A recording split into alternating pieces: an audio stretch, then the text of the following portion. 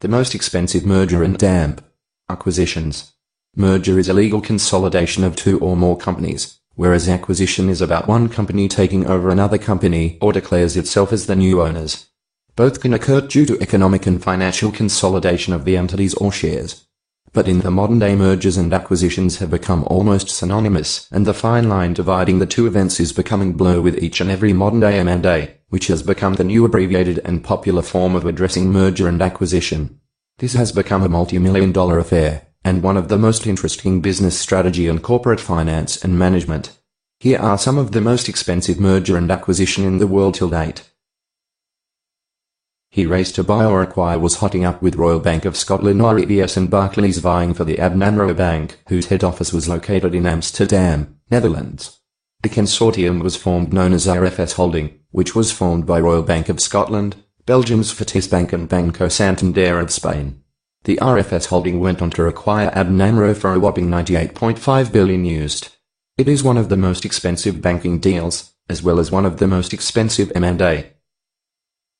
Philip Morris International was an operating company of Altria Group. The company was a cigarette company in the US, and Altria decided to offload shares to make it more free and flexible from US corporate ownership. This also gave the company flexibility in terms of potential litigation as well as freedom in terms of developing markets and sales in developing countries away from stricter norms and strict legislative restrictions of US corporate laws. Consequently, Altria shareholders were allotted with Philip Morris International shares, while acquiring me at a total price of about $113 billion. The stick was listed in London Stock Exchange, and is considered as one of the biggest merger and acquisition. American broadband and telecommunication giant acquired Vodafone's wireless business in the United States, for an estimated value of $130 billion. The deal is one of the largest telecom deals in the US and also in the world. The merger or acquisition deal comes into effect from September 2013. Once described as deal of the millennium, the merger was aimed at becoming the largest media company in the world.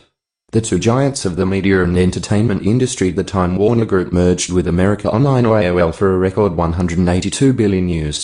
Though the deal faced troubled times later, yet it still remains as one of the most expensive merger and acquisitions in the record books. This hostile takeover by British multinational telecom giants Vodafone of the German telecom giant Mainsman in 2000 cost the British telecom company a whopping $230 billion. The business dynamics, especially in the telecom industry, changed dynamically and drastically after this multi-billion-dollar acquisition. It is still the largest acquisition deal around the world. Finally, these days M&A has become an integral part of corporate strategies and other management and financial decisions. They have become one of the most powerful business decisions and market mover across the globe.